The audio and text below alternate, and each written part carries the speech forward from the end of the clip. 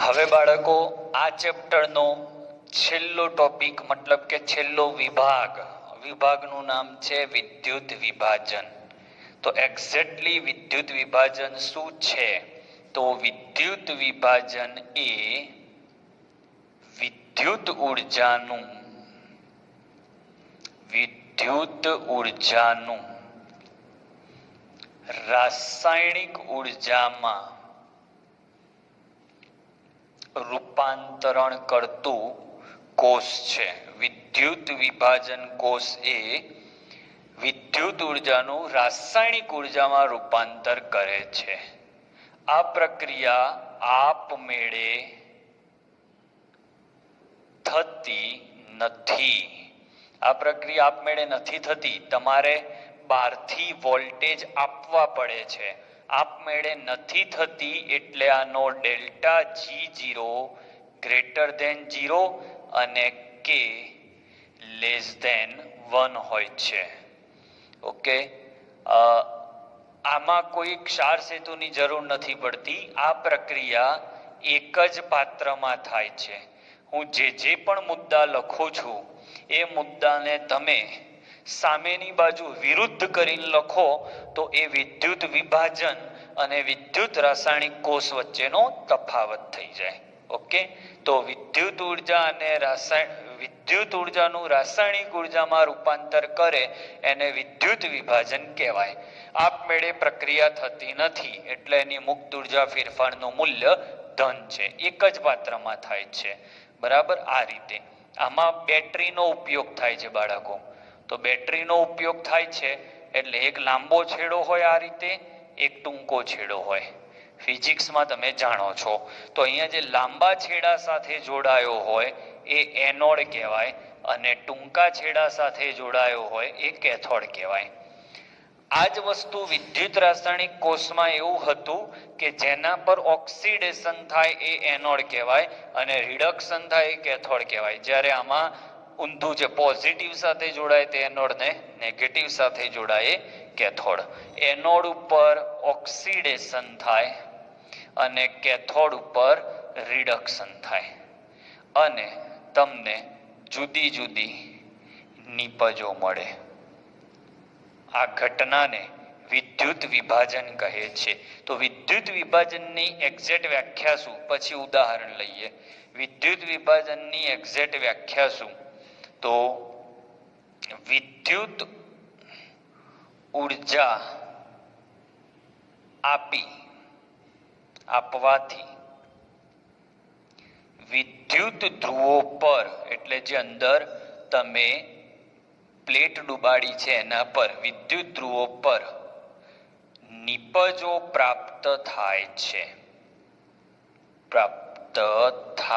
છે જેને વિદ્યુત વિભાજન ઘટના કહે છે. અને આ ઘટના જે કોષમાં થાય એ કોષને વિદ્યુત વિભાજન કોષ કહે છે. ઓકે, આટલાનો સ્ક્રીનશોટ લઈ લો. હવે વિદ્યુત વિભાજન કોષના ઉદાહરણ શીખવાડવા જઈ રહ્યો છું. ચલો બાળકો, કેટલાક ઉદાહરણની વાત કરું તો એક પાત્ર લીધું. એ પાત્રની અંદર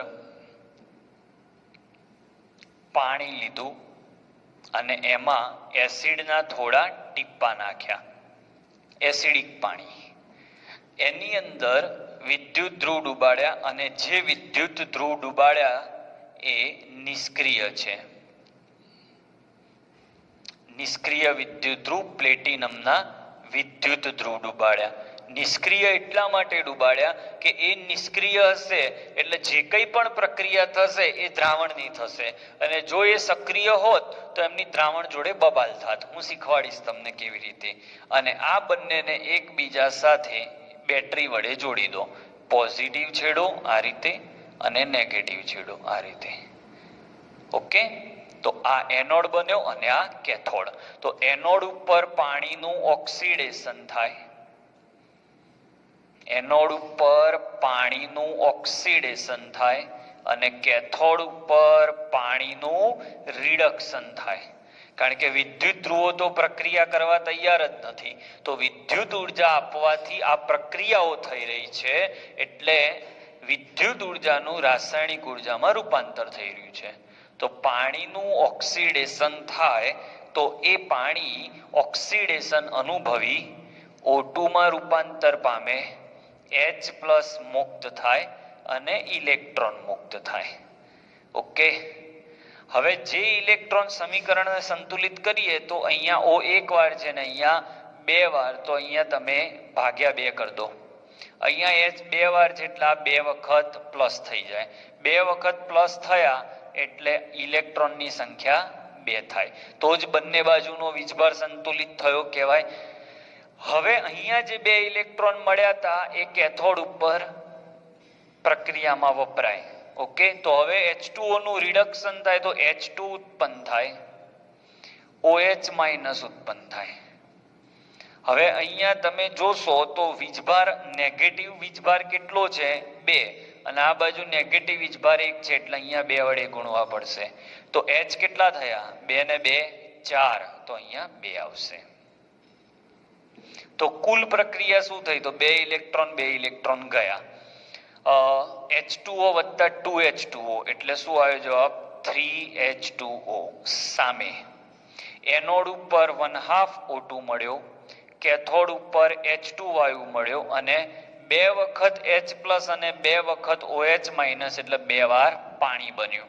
આ 2 વાર પાણી અને આ 3 વાર પાણી ઉડી ગયા, તો અહીંયા તમને H2O બન્યા, જે તમને 1/2 O2 અને H2 આપે. તો એક જ પાત્રમાં થતી પ્રક્રિયા કે જેના લીધે તમને નિપજો મળે છે, આ એનોડ ઉપર અને આ કેથોડ ઉપર, તો આવી પ્રક્રિયાને વિદ્યુત વિભાજન પ્રક્રિયા કહે છે. આવા સાધનને વિદ્યુત વિભાજન કોષ કહે છે. ક્લિયર? તો વિદ્યુત વિભાજન એટલે શું એ આપણે એક ઉદાહરણથી શીખવાડ્યું, પણ આવા કમસે કમ આપણી જોડે 10 ઉદાહરણ હજી આવવાના છે, જે તમને 100% આવડી જશે. ઓકે, તો આના પછી બહુ જ અગત્યની થિયરી આવી રહી છે, આનો સ્ક્રીનશોટ તમે લઈ લો. આ એ થિયરીનું નામ છે ફેરેડેના નિયમો. તો આ ઇનિશિયલી આટલું તમે ચોપડામાં લખી લેજો. હવે હું ફેરેડેના નિયમો સ્ટાર્ટ કરવા જઈ રહ્યો છું. હવે આપણે વિદ્યુત વિભાજનથી, આપણે હમણાં જ વાત કરીએ મુજબ, વિદ્યુત વિભાજનથી વિદ્યુત ધ્રુવો પર નિપજ મળે. ઓકે, પણ એ નિપજનો જથ્થો કેટલો? તો મતલબ 2 ગ્રામ, 4 ગ્રામ, 50 ગ્રામ કેટલો? તો એ શોધવા માટે ફેરેડે નામના વૈજ્ઞાનિકે નિયમો આપ્યા. એ નિયમો બહુ જ પહેલાના નિયમો છે, 1834માં નિયમ નંબર 1 અને નિયમ 2.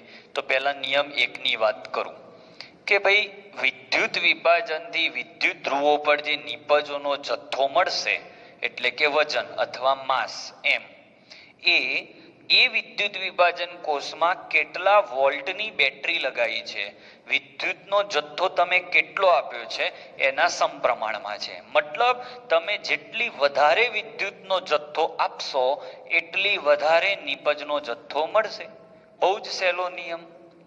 ઓકે, આ રીતની તમારી પાસે વિદ્યુત વિભાજન કોષ છે બાળકો, બરાબર? હા, હવે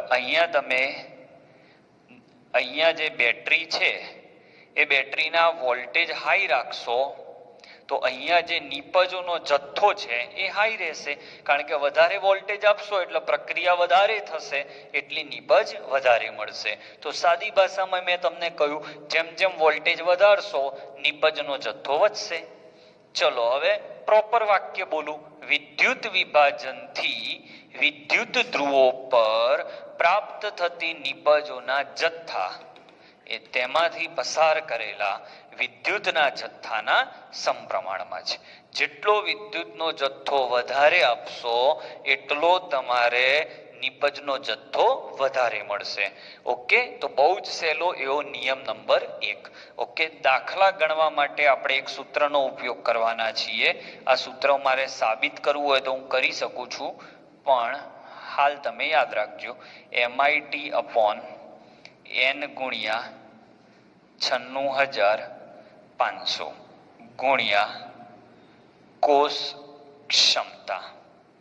ઓકે, અહીંયા એમ એટલે જે ધાતુ માટે સૂત્ર લગાડો એનું પરમાણવીય દળ, I એટલે પ્રવાહ એમ્પિયરમાં, T એટલે સમય સેકન્ડમાં, N એટલે ભાગ લેતા ઇલેક્ટ્રોનની સંખ્યા. ઓકે, આ સૂત્ર તારવવું હશે તો આપણે જી નીટના લેક્ચરમાં તારવીને બતાવીશું. ચલો હવે અહીંયા આવો, નિયમ નંબર 2. આ નિયમ સમજાવતા પહેલા તમે ત્યાં વાંચતા નહીં, હું એક આકૃતિ દોરું, એ આકૃતિને તમે ફોલો કરજો. આ એક કોષ છે, આની અંદર 2 પ્લેટો ડૂબાડી. ઓકે, બીજો કોષ લીધો,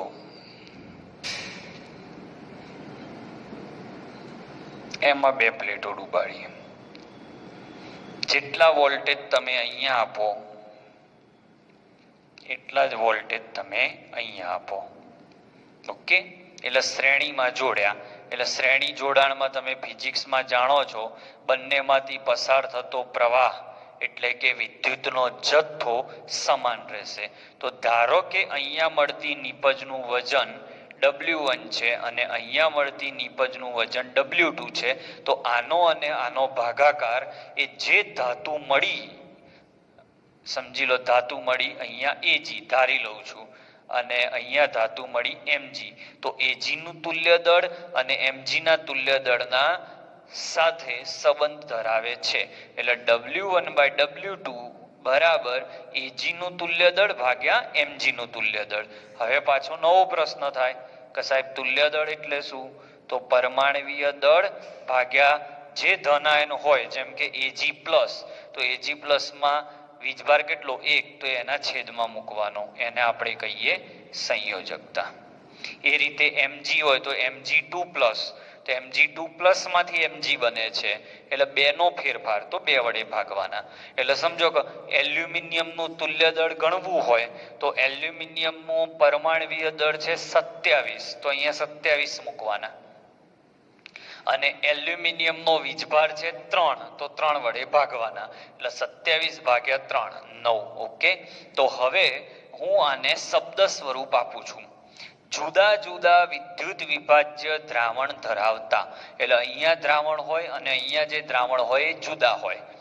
જુદા એટલે અહીંયા AgNO3 હોય, અહીંયા MgCl2 હોય, એવી રીતે જુદા જુદા વિદ્યુત વિભાજ્ય દ્રાવણ ધરાવતા વિદ્યુત વિભાજન કોષોને શ્રેણીબદ્ધ કરવામાં આવે તો તેમાં પ્રાપ્ત થતી નીપજોનો જથ્થો એ તેના તુલ્ય દળના સમપ્રમાણમાં હોય. તો તમને એમ થાય સાહેબ અહીંયા સમપ્રમાણ કેમ નથી લખ્યું? તો સમપ્રમાણ કાઢશો એટલે અચળાંક આવશે, તો અચળાંક ઉપર આવશે અને અચળાંક નીચે આવશે, એટલે એ અચળાંક કેન્સલ થઈ ગયા. આનો ઉપયોગ કરીને MCQ બહુ પૂછાય છે, એ આપણે જી નીટના લેક્ચરમાં અથવા જ્યારે દાખલો આવશે આનો ત્યારે વાત કરીશું. તો નિયમ નંબર 1 અને નિયમ નંબર 2 અહીંયા પૂરા થયા. આ બંને નિયમો જે વર્ષે આપ્યા હતા એ સમયે અહીંયા તમે વાંચશો બરાબર, તો અહીંયા નીપજનો જથ્થો શબ્દ વાપર્યો અને અહીંયા કયો શબ્દ વાપર્યો? વિદ્યુતનો જથ્થો. કારણ એ સમયે ફેરેડેને ખબર નથી કે વિદ્યુતનો જથ્થો એટલે ઇલેક્ટ્રોન, કારણ કે એ વખત શોધ નથી થઈ ઇલેક્ટ્રોનની, અને નીપજનો જથ્થો એટલે મોલની સંખ્યા, એ પણ શોધ નથી થઈ. એટલે ફેરેડેના જે નિયમો છે એ જૂના જમાનાના જૂના શબ્દોથી બનેલા છે. હવે ફેરેડેનો નિયમ આ જ વસ્તુને નવેસરથી લખવામાં આવ્યો. ફેરેડેના નિયમને ફરક ક્યાં કર્યો? જ્યાં નીપજનો જથ્થો શબ્દ છે તો એ વખતે એને ખબર નથી કે ભાઈ નીપજના જથ્થાને મોલ દ્વારા દર્શાવાય, અને એ જ રીતે એને એ પણ ખબર નથી કે વિદ્યુતના જથ્થાને ઇલેક્ટ્રોન દ્વારા દર્શાવાય. પણ હવે ખબર છે, એટલે હવે જે હું બોર્ડ વર્ક કરીશ એમાં ફેરેડેના આ નિયમોને આધુનિક સ્વરૂપે લખવાનો પ્રયત્ન કરું છું. તો આ બંનેનો સ્ક્રીનશોટ લઈ લો પહેલા. હવે હમણાં આપણે જે વાત કરીએ કે ફેરેડે 1834માં નિયમ આપ્યા ત્યારે વિદ્યુતના જથ્થાને ઇલેક્ટ્રોનની સંખ્યા સાથે સરખાવતા એને નહોતું આવડતું, અને નિપજના જથ્થાને મોલ કહેતા નહોતું આવડતું, તો હવે એને આપણે મોડિફાઈ કર્યો, જેને આધુનિક વિચાર કહેવાય. આધુનિક વિચાર કંઈક આવો છે કે ઓક્સિડેશન અને રિડક્શન અર્ધ પ્રક્રિયાઓ દ્વારા, કારણ કે એના સમયમાં તો એને એ ખબર નથી કે ઓક્સિડેશન અને રિડક્શન જેવી કોઈ પ્રક્રિયાઓ હશે. એ તો ખાલી એવું જ માનતો હતો કે વિદ્યુત વિભાજન દ્વારા. તો ઓક્સિડેશન અને રિડક્શન અર્ધ પ્રક્રિયા દ્વારા વિદ્યુત ધ્રુવો પર મળતા નિપજોના મોલની સંખ્યા. અત્યાર સુધી આપણે શું શબ્દ વાપરતા હતા? જથ્થો. એ હવે કયો શબ્દ આવી ગયો? મોલ. એ પ્રક્રિયાની પ્રામાણ્યતા દ્વારા પસાર કરેલા વિદ્યુતના જથ્થા એટલે કે ઇલેક્ટ્રોનની સંખ્યા સાથે સંબંધ ધરાવે છે. હવે આ પ્રામાણ્યતા શબ્દ સમજાવવાનો પ્રયત્ન કરું. સમજો કે હું Na+ છે, એને 1 ઇલેક્ટ્રોન આપું તો એ પૂરેપૂરો 1 મોલ એને આપે, કારણ કે જરૂર પણ એકની છે અને આપ્યો પણ 1 ઇલેક્ટ્રોન. પણ Mg2+ આપું અને એને 1 જ ઇલેક્ટ્રોન આપું તો જેટલો જથ્થો Ne આપ્યો એટલો જ જથ્થો Mg ને આપ્યો, પણ Mg ના પૂરેપૂરા મોલ નહીં મળે, અડધો જ મળશે. કેમ? એને જરૂર કેટલા ઇલેક્ટ્રોનની હતી? 2 ની. આપ્યો કેટલો? 1, તો એ અડધો જ મોલ આપે. એટલે આને કહેવાય પ્રક્રિયાની પ્રામાણ્યતા.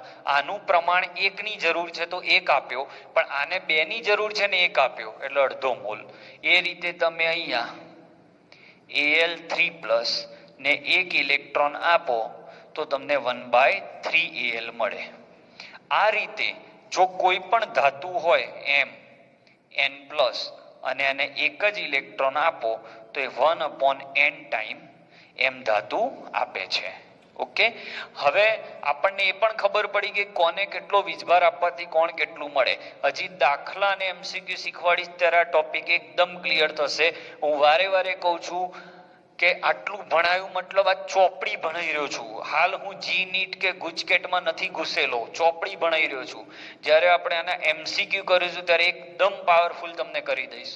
ઓકે, હવે આપણે એક શબ્દ સમજવાનો ખાલી બાકી છે, એ આવડી જાય એટલે આપણું કામ પૂરું. વિદ્યુતનો જથ્થો કયા એકમમાં માપીશું?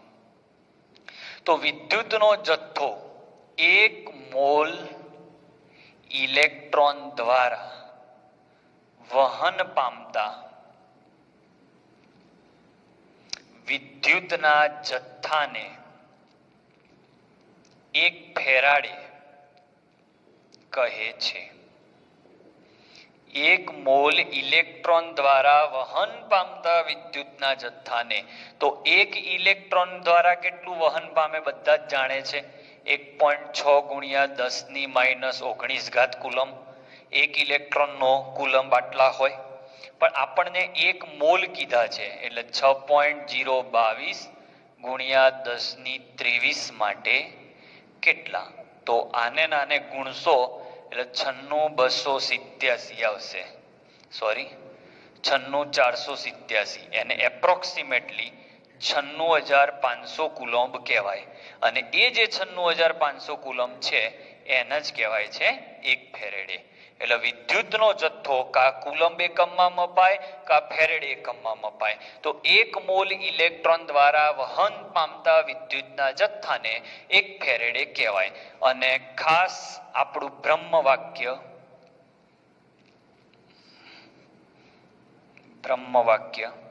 કે કોઈ પણ દ્રાવણમાંથી 1 ફેરેડે પ્રવાહ પસાર 1 ફેરેડે વિદ્યુતનો જથ્થો પસાર કરો તો તમને 1 ગ્રામ તુલ્યાંક પદાર્થ મળે. મતલબ Mg ના 12 ગ્રામ મળે, ફિક્સ છે. એલ્યુમિનિયમના 27/3 એટલે 9 ગ્રામ મળે અને સોડિયમના 23 ગ્રામ પૂરેપૂરા મળે. તમને એમ થાય આ શું આવ્યું સાહેબ? ભાઈ, ગ્રામ તુલ્યાંક એટલે તુલ્ય દળ જેટલું વજન. ગ્રામ તુલ્યાંકનો મતલબ શું થાય? તુલ્ય દળ જેટલું વજન. તો Mg નું તુલ્ય દળ 12, તો 1 ફેરેડે જો Mg2+ ને આપવામાં આવે તો 12 ગ્રામ મળે. 1 ફેરેડે એલ્યુમિનિયમને આપો તો એલ્યુમિનિયમનું પરમાણ્વીય દળ 27 છે અને એલ્યુમિનિયમનો સંયોજકતા +3 છે તો 27/3 એટલે 9 ગ્રામ મળે અને એ જ રીતે સોડિયમ 23 ગ્રામ મળે. ઓકે, એક છેલ્લો MCQ. આ બધું તમને થિયરી સ્વરૂપ સમજાવું છું. આ જ વસ્તુને જ્યારે હું MCQ માં કન્વર્ટ કરીશ ચેપ્ટર પૂરું થયા પછી આપણે મળીશું ત્યારે તમને આ એકદમ વધારે ક્લિયર થઈ જશે. છેલ્લો એક પ્રશ્ન, કોષ ક્ષમતા. એક છેલ્લું સૂત્ર બાળકો બાકી રહી ગયું છે. કોષ ક્ષમતા કેટલી? તમે હમણાં આપણે વાત કરી કે કોઈ પણ કોષમાં જેટલો વિદ્યુતનો જથ્થો વધારે નાખશો એટલી નીપજ મળશે. પણ બાળકો સમજો તો ખરી, શું 100% કોષ કામ કરતો હોય? ના કરે. થોડું તો એની પોતાની લિમિટેશન હોય. 90% કામ કરતો હોય તો આપણે ધારીને બેઠા હોય એક મને 100 ગ્રામ વસ્તુ મળવી જોઈએ પણ મળે 90 ગ્રામ. તો મળતી વેલ્યુ એટલે પ્રાયોગિક નીપજનું મૂલ્ય ભાગ્યા હું ધારીને બેઠો તો કે આટલી મળવી જોઈએ સૈદ્ધાંતિક નીપજનું મૂલ્ય, તો એને કોષ ક્ષમતા કહેવાય. અને વિદ્યુતનો જથ્થો માપવાનું સૂત્ર છે, બધાને આવડે છે, Q = IT. આમાં કોઈ સવાલ જ નથી. આ કુલમ્બ એકમમાં આવશે, આ એમ્પિયરમાં આવશે અને આ સેકન્ડમાં આવશે. ઓકે, તો આ સાથે ફેરેડેના નિયમો અહીંયા પૂરા થયા.